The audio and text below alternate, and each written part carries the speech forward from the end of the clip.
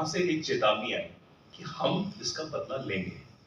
और बार बार अगर आप अल कलाम वीकली को स्टडी करेंगे कई सालों से, उसमें यह निकल के आता है कि वो बार बार प्रहार करता है लाल किले पर और अयोध्या पर। कि कहता है कि हमारे जो लोग हैं वो अयोध्या पे भी हमला करेंगे, वो लाल किले पे भी हमला करेंगे। तो हमें ये जानना चाहिए कि वो तो हमला करेगा, वो तो कुछ ना कुछ ऐसा करेगा, तो हमें सतर्क रहना चाहिए था। कुछ ना कुछ एजेंसीज को ऐसा योगदान करना चाहिए था कि कुछ ना कुछ तो होने वाला है। अब ठीक है कि एक कहावत है कि इंटेलिजेंस एजेंसीज जो हैं वो तो ठीक है, वो तो चीजें देखती हैं, लेकिन जो आतंकवादी हैं उनको सिर्फ एक बार लकी होना होता है, लेकिन जो हमारी इंटेलिजेंस एजेंसीज हैं उनको बार बार लकी होना होता है। तो हमारी जो एंटी टेरर ग्रिड है वो बहुत मजबूत है, लेकिन हमें ये समझना पड़ेगा कि हमारे जो पाकिस्तान में आसिम मुनीर बैठे हैं वो सबसे बड़े जिहादी हैं। उन्होंने जैश मोहम्मद लश्कर तैयबा को पूरी खुली छूट दे दी है काम करने के लिए, तो वो आगे भी प्रहार करेगा और हमें इसका इंतजार नहीं करना, हमें उसका काउंटर करना पड़ेगा। अब तो ये जो एजेंसीज टेररिस्ट हैं वो सिर्फ कठपुतलीज हैं। मेन जो चलाता है, पपेट मास्टर जो है, वो पाकिस्तान का आर्मी चीफ है। और मैं कहता हूं जब भी कोई आर्मी चीफ आता है GHQ रावलपिंडी में, रावलपिंडी जो है वो एक्चुअली पावर सेंटर है पाकिस्तान का, इस्लामाबाद नहीं है। जो भी आर्मी चीफ वहां बैठता है वो तय करता है foreign policy, defence policy, economic policy. एक तरह से वो हार्डलाइनर थे, लेकिन ज्यादातर वो मॉडरेट थे। वो बोला यार कौन लेगा इंडिया से पंगा। आसिम मुनीर के आने के बाद, यानी पिछले 3 साल में, जो आदित्य वो टाइमलाइन बता रहे थे आपको कि ये यहाँ पे टेरर सेल शुरू कर दिया है, हमारी सारी जो प्रॉब्लम है वहां से शुरुआत होती है। और इससे पहले जो एक डिक्टेटर आए थे पाकिस्तान में, आप सब वाकिफ होंगे उनसे, जनरल मुशर्रफ।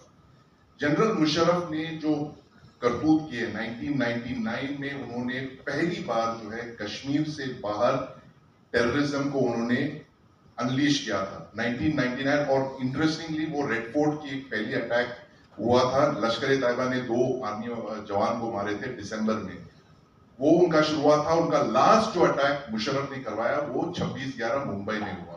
यानी कि ऑलमोस्ट 10 साल तक उन्होंने लगातार भारत पे हमले किए।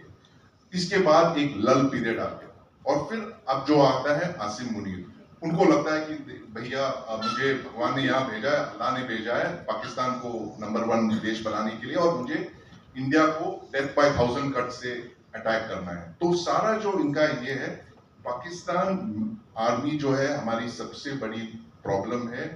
बाकी सब जो है it is all a by product of this. सारे जो उनकी कठपुतली है काम कर रहे हैं, चाहे वो टेररिस्ट एक्टर्स हो या षड्यंत्र हो या ड्रोन्स हो, all these are basically what the Pakistan army chief want. और ये शुरू किया था पाकिस्तान में, आज तक 4 मिलिट्री डिक्टेटर्स थे। पहले फील्ड मार्शल अयूब, उसके बाद याया खान, तीसरा जो था जियाउल हक जिसने इस्लामिज्म शुरू किया था पाकिस्तान मिलिट्री में, मुशर्रफ चौथे डिक्टेटर थे, और आसिम मुनीर, फील्ड मार्शल आसिम मुनीर जो आपने किया था, फील्ड मार्शल कहते हैं उसे, फील्ड मार्शल जो है वो हमारी सबसे बड़ी प्रॉब्लम है, समस्या है। हमें ये करना है कि पाकिस्तान आर्मी को हम कैसे तकलीफ पहुंचा सकते हैं, उनको ये कन्विंस करके इनको हमें ये बताना है कि ये जो भी आप कर रहे हैं षड्यंत्र, आप जीत नहीं सकते। लेकिन ऐसे देश हैं हमारे नेबरहुड में, वो चाहते हैं कि हम एक लॉन्ग वॉर सिचुएशन में हमारी इकोनॉमी पूरी तरीके से डूब जाए।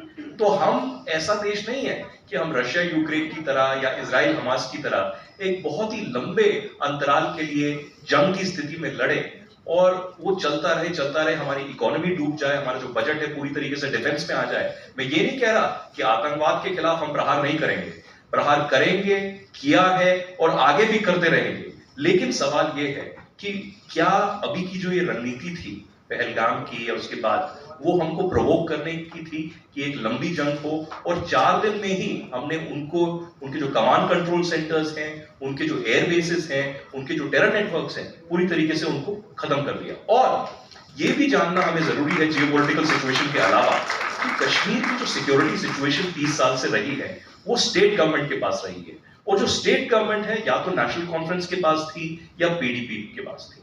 अब कश्मीर में ऐसी सिचुएशन थी जहां स्टोन पेल्टर्स जो थे उनको जब पकड़ा जाता था तो महबूबा मुफ्ती आ जाती थी, बोलती थी नहीं नहीं ये तो इनोसेंट लोग हैं, बच्चे हैं मेरे, इनको आप छोड़ दीजिए। उसके बाद जो यासीन मलिक था वो इनके सन इन लॉ की तरह उनको ट्रीट किया जाता था। वो 4 इंडियन एयरफोर्स जो हैं मेंबर्स, उनको मारा गया। कल ही करीबन करीबन 35 साल के बाद कल जो है इंडियन एयरफोर्स के एक ऑफिसर ने यासीन मलिक को आइडेंटिफाई किया है और बोला है इसी ने इन 4 एयरफोर्स लोगों को मारा था। अब देखिए त्रासदी हमारी क्या है कि पिछले 35 साल से ये केसेस जो हैं जम्मू के टाड़ा कोर्ट में चल रहे हैं, और बार बार मैं ये कहता हूं at the cost of being repetitive कि कौन सा ऐसा देश होगा दुनिया में जहां पर इंडियन एयरफोर्स या आर्मी के लोगों को मारा जाता है और उनका आतंकवादी ओपनली बीबीसी पे कहता है कि हाँ मैंने मारा, यह आर्म स्ट्रगल था, लेकिन उसके बाद भी हमारा जो कानून है, हमारे जो कोर्ट है, वो न्याय देने की स्थिति में नहीं। और उसके बाद प्रधानमंत्री उनके साथ बिरयानी खाते हैं, हैंडशेक करते हैं। और यासीन मलिक की अभी वो लंबी चिट्ठी के ऊपर मैंने स्टोरी की थी और पूरे मीडिया ने उसको कवर किया था कि कैसे वो खुद कह रहा है कि मुझे तो सरकार ने ही रिक्रूट किया था, जब कांग्रेस की सरकार थी उन्होंने ही मुझे भेजा था पाकिस्तान और बोला था हाफिज सईद से जरा मिलके आना और फिर देखना कि हम क्या कर सकते हैं। तो ऐसी तो हमारी स्थिति थी, हमारी इंटेलिजेंस एजेंसीज ये कर रही थी। और इंटेलिजेंस एजेंसीज का एक ऑडिट होना चाहिए आईबी का कि उस दौरान 90 से लेकर 2017 तक आईबी क्या कर रही थी। क्या आईबी ही ऐसे लोगों को पैसा मुहैया कर रही थी और हुर्रियत को, जेकेएलएफ को, यासीन मलिक को ये बार बार कह रही थी कि आप चलाते रहिए, देखते रहिए, आपको हम पैसा देंगे, हम भी कमाएंगे, आप भी कमाइए। ये स्थिति थी हमारे देश। लेकिन अब आपने बहुत कॉम्प्लेक्स सा क्वेश्चन पूछा है। देखिए जो हम आतंकवाद कहते हैं हिंदी में, उसमें अंग्रेजी में 2-3 शब्द हैं जो बहुत अलग अलग हैं। एक होता है इंसर्जेंसी, यानी कि रोज कोई ना कोई आतंकवाद का ये हो रहा है, आपके ट्रूप्स हमेशा हाई अलर्ट पे रहते हैं। दूसरा होता है टेररिज्म, जो शायद महीने में या हफ्ते में कभी एक बार हो। तो देखिए कश्मीर में इंसर्जेंसी था, वो इंसर्जेंसी खत्म हो गया है। टेररिज्म होते रहेगा। जैसे आपने देखा था जब नरसिम्हा राव जी और कांग्रेस ने पंजाब में टेररिज्म खत्म किया था, उसके बाद भी बेअंत सिंह जी का हत्या हुआ था वो कार बॉम्ब से, जो उधर के मुख्यमंत्री थे। तो ये होते रहता है। स्टोन पेल्टर्स का जो था वो एक पैसा का मामला था, क्योंकि देखिए एक होता है कॉन्फ्लिक्ट इकोनॉमी। जैसे आदित्य ने बोला था ना कि रॉ आईबी कैसे पैसा दे रहे थे और आधा वो कॉन्फिडेंशियल इन्फॉर्मेंट पैसा वो खुद, तुमने बोला नहीं मैं बोल रहा हूँ, वो आधा पैसा तो वो खुद ही खा रहे थे। ठीक है, मेरा कॉन्फिडेंशियल इन्फॉर्मेंट है सर, खुद भी खा रहे हाँ हैं, हाँ खुद हाँ। भी करा रहे हैं। सो उसमें अगर आप देखेंगे जो फुटप्रिंट था, almost 55% of the Kashmiri population was dependent on financially dependent on terrorism continuing. अफसरों को किल के लिए promotion, they wanted promotion, so you have to encounter. Police को सेम थिंग। जो लोकल कॉन्ट्रैक्टर्स थे वो सब आर्मी के ये ट्रक्स चलाते हुए खाना सप्लाई करते हुए वो पैसा मिलता था। फिर कॉन्फिडेंशियल इन्फॉर्मेंट अलग सी चीज थी, उसमें भी पैसा मिलता था। और उनके बीच में और उनके फैमिलीज के बीच में जब आपका मेजॉरिटी पॉपुलेशन टेररिज्म में इन्वेस्टेड है, जैसे हम स्टॉक एंड बॉन्ड खरीदते हैं, उधर वो टेररिज्म बॉन्ड की तरह था, तो कैसे आप उसको खत्म करेंगे? ये देखिए, by itself demonetisation did not end it, but demonetisation plus UPI plus 370 plus जो सिक्योरिटी मेजर्स है, plus not talking to Pakistan. पहले हमने पाकिस्तान से बात किया, फिर पहले टर्म में ही 2014 के इलेक्शन के 2-3 साल बाद ही हमने एकदम बंद कर दिया। सब क्यूमुलेटिव इफेक्ट हुआ है इंसर्जेंसी पे। 2-3 और बातें हम बोलते रहते हैं, ये इंटेल फेलियर। देखिए ये इंटेल फेलियर होता क्या है भाई? अगर आप देखेंगे पहलगाम अगर इंटेल फेलियर था, तो दिल्ली ब्लास्ट जो था वो इंटेल सक्सेस के वजह से हुआ था।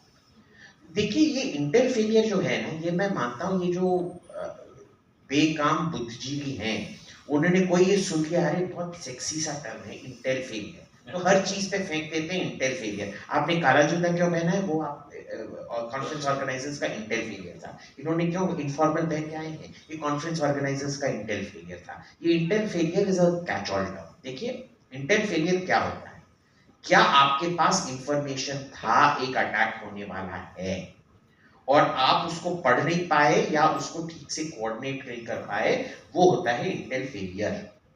अब देखिए, मैं इधर प्रदीप को जानता हूँ और संदीप को जानता हूँ, ठीक है। मेरे को पता है कि मेरे को मारने की कोशिश कर रहे हैं, तो मैं इनका फोन टैप करूंगा, ठीक है। बट देखिए, लास्ट रो में 2-3 लोग बैठे हैं जो मैं नहीं जानता, I don't have resources to tap. तो अगर वो मेरे को मारने की कोशिश करते हैं, वो इंटेल लकूना होता है, वो इंटेल फेलियर नहीं होता है। अब अक्टूबर 7 जो इजराइल में हुआ और जो पहलगाम में हुआ, this is called the model failure, क्योंकि आपका मॉडल होता है। इजराइल ने सोचा कि हमास 1 साल से बहुत अच्छा प्लेस पे है, वो अटैक नहीं करेगा। हमने सोचा, जैसे आदित्य ने बोला, कि टूरिज्म क्षेत्रों को अटैक नहीं किया जाता है, इसीलिए अटैक नहीं होगा। ये मॉडल फेलियर है, क्योंकि आप उसी आधार पे